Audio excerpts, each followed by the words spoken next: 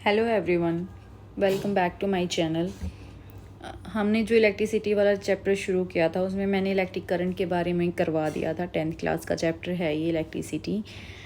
आज हम electric potential के बारे में पढ़ेंगे कि जो कंडक्टर्स के अंदर इलेक्ट्रिसिटी फ़्लो करती है उसका मतलब फ़्लो कैसे करती है, उसका बिहाइंड क्या कारण है, किस प्रकार से वो फ़्लो करेगी, उसके बारे में हम पढ़ेंगे।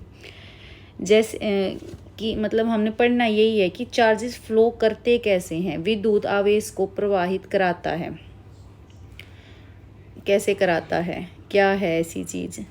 इसको समझने के लिए हम जैसे वाटर फ्लो का जो एनालॉजी है उसकी हेल्प से हम समझेंगे।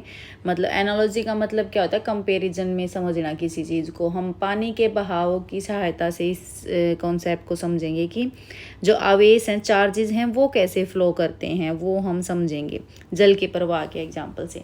जैसे आपने देखा होगा, अगर कोई ट्यूब है हॉरिजॉन्टली रखी हुई है तो उसमें वाटर का फ़्लो नहीं होगा। या फिर कोई भी दो गिलास मान लो, बीकर मान लो, उनको बीच में से एक पाइप से कनेक्ट कर दिया है। अगर दोनों में लेवल सेम है, सेम लेवल पे पानी है या कोई भी लिक्विड अगर सेम लेवल पे सेम हाइट पे है तो दोनों में से किसी भी बीकर में से दूसरे बीकर में फ़्लो नहीं होगा, क्योंकि दोनों का लेवल सेम है। तो किसी भी चीज़ के फ़्लो के लिए कोई ना कोई एक आधारभूत क्वांटिटी होती है, फिजिकल क्वांटिटी होती है, जिसका डिफरेंस होना ज़रूरी है। जैसे एक और एग्जांपल इसमें ले सकते हैं हम, इसका हीट फ्लो का ले सकते हैं कि मान लो अगर कोई चीज़ गर्म है, कोई कंडक्टर है गर्म है, तो वो पूरा ही अगर गर्म है तो कोई फ्लो हीट का नहीं होगा। अगर जैसे क्या है, एक एग्जांपल ले लेते हैं। मान ले तवा, खाना बनाते हैं घर में सभी के, तवा है या चिमटा है जो यूज़ किया जाता है। अगर उसका एक एंड है वो हमने गैस स्टोव पे लगाया, वो गर्म हो गया, तो धीरे धीरे हम क्या देखेंगे कि पूरा उसका दूसरा किनारा भी क्या हो जाता है, हल्का सा गर्म हो जाता है। तो एक किनारे से हीट क्या है, जो ऊष्मा है, दूसरे किनारे तक पहुंच गई, क्योंकि वहाँ पे किस चीज़ का अंतर था, तापमान का अंतर था।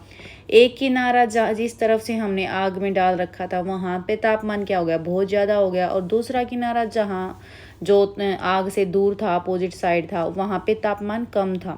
तो हीट है वो फ्लो करती है हाई टेम्परेचर से लो टेम्परेचर की तरफ। ऐसे ही जो पानी है, फ्लूइड्स हैं, लिक्विड हैं, वो कैसे फ़्लो करते हैं। वहाँ लिक्विड के फ़्लो के लिए प्रेशर का डिफरेंस होना ज़रूरी है। जहाँ पे हाई प्रेशर होगा वहाँ से लो प्रेशर की तरफ फ़्लो करेगा। यूनिवर्स है, जो ब्रह्मांड है, उसका नियम है, कोई भी चीज़ है वो अगर सेम लेवल पे है तो फ्लो करेगी नहीं। कोई भी दो पर्सन लगा लो या स्टूडेंट टीचर का ही रिलेशन लगा लो, टीचर को अगर स्टूडेंट से ज़्यादा नॉलेज होती है तभी तो कुछ ना कुछ फ्लो होता है नॉलेज का। क्योंकि स्टूडेंट को कम पता होती हैं चीज़ें, टीचर को ज़्यादा पता होती हैं, तो वहाँ से क्या है, जो नॉलेज है, इंफॉर्मेशन है, उसका फ़्लो होता है। तो हर एक चीज़ के फ़्लो के लिए कोई ना कोई फिजिकल क्वांटिटी होती है जिसका डिफरेंस होना ज़रूरी है। अगर सेम लेवल पे चीज़ें हैं तो कोई फ़्लो नहीं होगा। इस केस में, इलेक्ट्रिसिटी के केस में या इलेक्ट्रिक चार्जेस के केस में, जो विद्युत आवेश हैं, चार्जेस हैं, चार्ज को हिंदी में आवेश बोलते हैं, उनके प्रवाह के लिए क्या ज़रूरी है, इसी प्रकार का एक इलेक्ट्रिक प्रेशर क्रिएट हो जाता है, जिसको हम इलेक्ट्रिक पोटेंशियल बोलते हैं। इंग्लिश में उसको इलेक्ट्रिक पोटेंशियल या पोटेंशियल डिफरेंस बोलेंगे, हिंदी में इसको विभवांतर बोलते हैं। ये लाइन मैंने हाईलाइट कर रखी है। जो electrons move only if there is a difference of electric pressure called the potential difference along the conductor. Electron केवल तभी गति करते हैं जब चालक के अनुदिश वैद्युत दाब में कोई अंतर होता है। पोटेंशियल डिफरेंस होगा तभी जो है इलेक्ट्रॉन क्या करेंगे, फ्लो करेंगे। जो ये विभवांतर है या पोटेंशियल डिफरेंस है, ये क्रिएट कैसे किया जाता है, ये क्रिएट होता है इलेक्ट्रिक सेल्स से मिलके। जो बैटरी बनी होती है, एक या एक से ज़्यादा सेल अगर जुड़ के बनती हैं तो उससे क्या बन जाती है, बैटरी बन जाती है।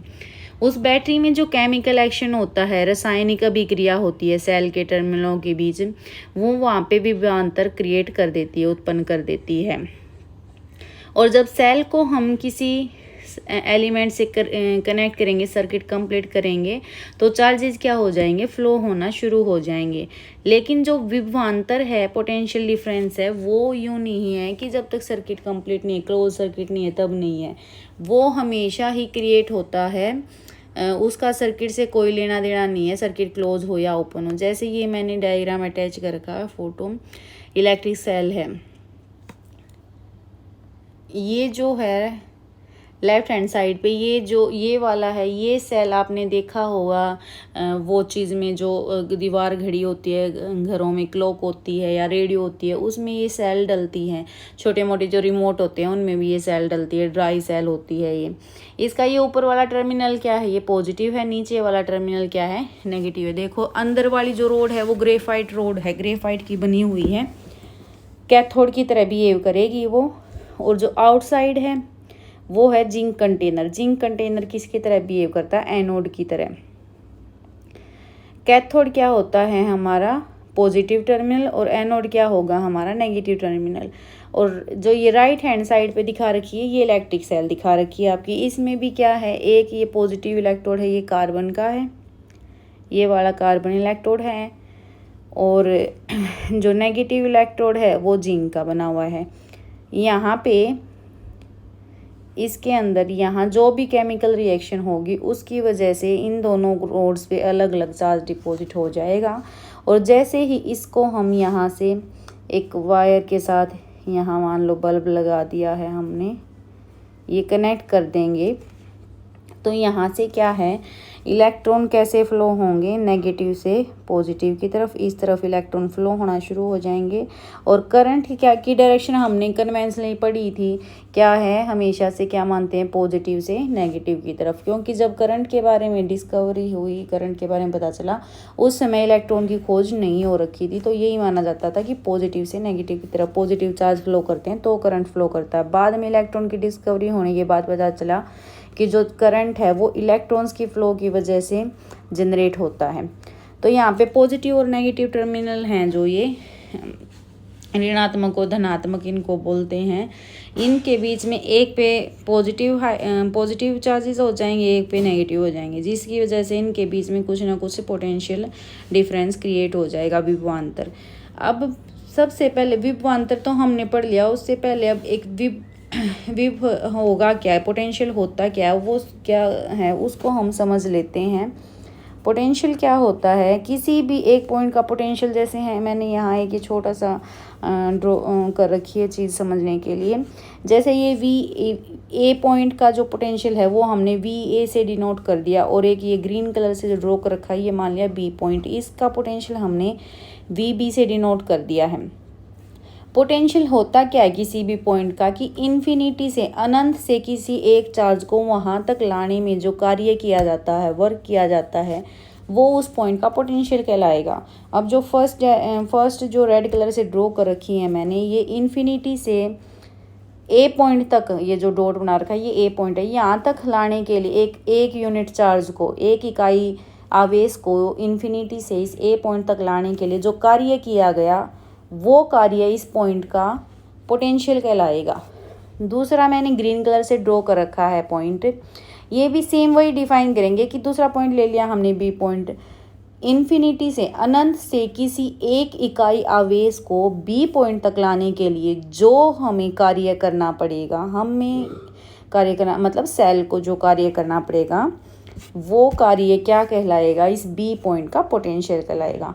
तो सिंपली अगर पोटेंशियल को डिफाइन करें, ये डेफिनेशन कहीं भी 10th क्लास की बुक में नहीं मिलती, क्योंकि ये कॉन्सेप्ट 12th में इंट्रोड्यूस होता है।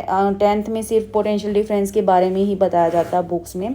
पोटेंशियल क्या होता है, work done in carrying a unit positive charge from infinity to that point. That point का मतलब जिस भी पॉइंट का हम पोटेंशियल समझ रहे हैं, हमें निकालना है जिस भी पॉइंट का। दैट पॉइंट का मतलब ये होता है कि पोटेंशियल का मतलब क्या है, अनंत से लेकर किसी भी बिंदु तक, जिस बिंदु का हमने पोटेंशियल निकालना है, वहाँ तक लाने के लिए एक इकाई आवेश के को वहाँ तक लाने के लिए अनंत से जो कार्य करना पड़ता है, वो उस पॉइंट का पोटेंशियल कहलाता है।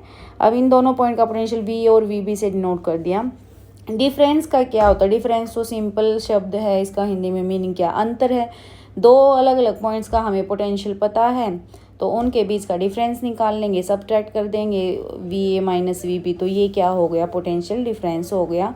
मतलब A से B तक लाने में जो कार्य करना पड़ेगा जितने चार्ज को लाने के लिए, वो क्या हो जाएगा वहाँ का potential difference. V A B को हम कैसे लिख देंगे, V A minus V B equal to W by Q.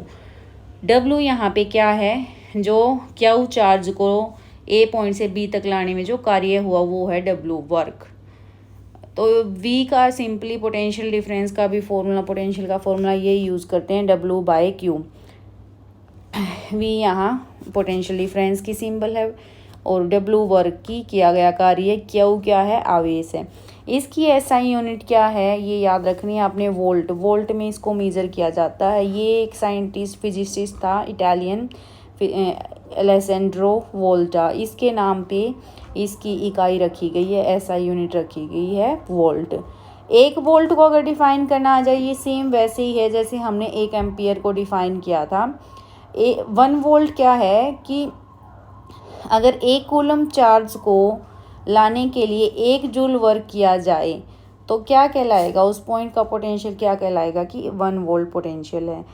इसके बाद इम्पोर्टेंट इसमें यही है कि ये याद रखना है कि इसको वोल्टेज को या पोटेंशियल डिफरेंस को मेजर करने के लिए जो इंस्ट्रूमेंट यूज होता है वो होता है वोल्ट मीटर। सेकेंड ये इम्पोर्टेंट पॉइंट इसमें है कि वोल्ट मीटर सर्किट में कैसे लगाया जाएगा। वोल्ट मीटर सर्किट में हमेशा पैरेलल में लगाया जाता है। पैरेलल का मतलब पार्श्व क्रम। एमीटर जो हमने पढ़ा था, इलेक्ट्रिक करंट का टॉपिक हमने जो पहले किया था, उसमें था कि इलेक्ट्रिक करंट को मेजर करने के लिए एमीटर यूज़ किया जाता है और एमीटर हमेशा सर्किट में सीरीज में लगता है और वोल्ट मीटर हमेशा पैरेलल में लगता है, पार्श्व क्रम में लगता है। ये क्वेश्चन पक्का आता है पेपर में, एमसीक्यूज में आ जाएगा आपका ये कि वोल्ट मीटर कैसे कनेक्ट होता है सर्किट में। उसके बाद एक ये छोटा सा न्यूमेरिकल है एनसीईआरटी बुक में ही, ये आप कर सकते हैं। इसमें पूछा गया कि कितना वर्क करना पड़ेगा, कितना कार्य करना पड़ेगा एक 2 कूलम चार्ज को 2 पॉइंट्स के बीच में मूव कराने के लिए। उन पॉइंट्स का जो पोटेंशियल डिफरेंस दे रखा वो दे रखा 12 volt.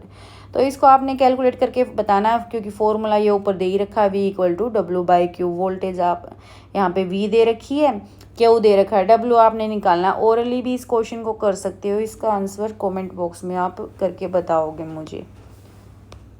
Thanks for watching. If you like the content please do share and subscribe. Thank you.